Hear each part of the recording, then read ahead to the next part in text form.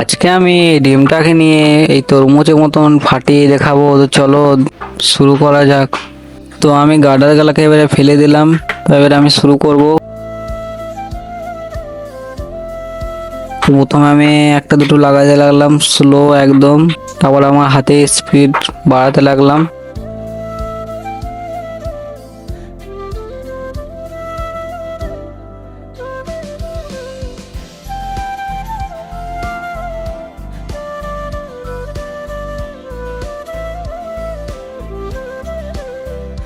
তারপর আমি এতক্ষণ থেকে গার্ডার লাগানোর পর এতটাই লাগাইতে পেরেছি, তো আমি আবার লাগাতে লাগলাম।